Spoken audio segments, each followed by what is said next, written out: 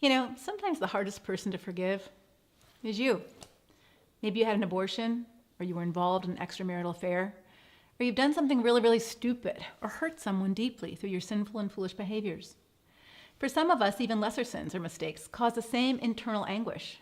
We're endlessly tormented with the thought, I should have known better. What's wrong with me? I can't believe I did that. How could I have been so stupid or so weak or so blind? And when you and I aren't able to move beyond our own failures and mistakes, even our own sins, we can get stuck in a spiral of debilitating regret, depression, and even self-hatred.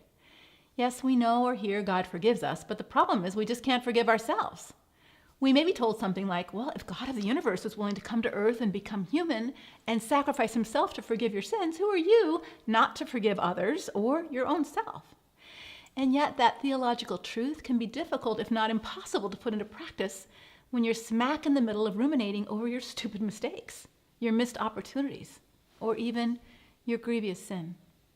Although you mentally acknowledge God's grace, that's not your internal reality. It's theological truth, but not transformational truth. So the way out of this internal bondage is not self-forgiveness, but rather self-acceptance. Although it's hard for you to recognize the true problem right now, the reason you can't forgive yourself is that deep down, you don't want to have anything you need to forgiveness for. You sort of want to be like God, perfect and in control of all things. In a backwards way, you believe you should know how to do it right all the time, to say it right, to know ahead of time what the right answer should be or what the right solution will best solve a problem. You believe you shouldn't ever mess up or sin big time. Deep down, you believe if only you could live that way, you'd feel so much better about yourself. But when you fail, and as a mere mortal and sinful human being, you inevitably will fail, you feel profound disappointment and shame about yourself. You can't believe how stupid, sinful, foolish, incompetent, scared, irresponsible, selfish, whatever word you want to use, you are. And so in beating yourself up, you're reinforcing this internal lie that you should have been better than that. So before you can experientially accept God's grace and forgiveness, friend, you must first emotionally, not merely intellectually, accept who you are. There's only one God, and you are not him. You're simply a creature, one who is called both saint and sinner, beautiful and broken. Humility is the only path that will give you the internal freedom you crave. Because once you're humble, Jesus calls it poor in spirit, guess what? You're in a position to emotionally accept who you are. You're a fallible, imperfect, sinful creature who doesn't know it all. You're no longer so shocked or shamed or disappointed when you see your darker, sinful, weaker side. Friend, it's not your sins and failures that cause your greatest emotional pain. Rather, it's your unrealistic expectation of yourself and your lack of acceptance when you mess up. In a backward sort of way, your pride has been wounded. You're disappointed that you're not better than you are.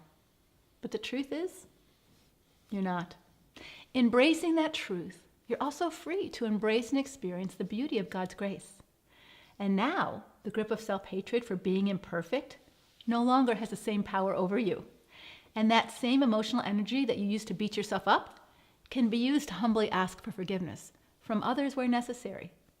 Instead of hating yourself for your sin and failures and weaknesses, now you can learn from them so you can grow and don't continually repeat your mistakes.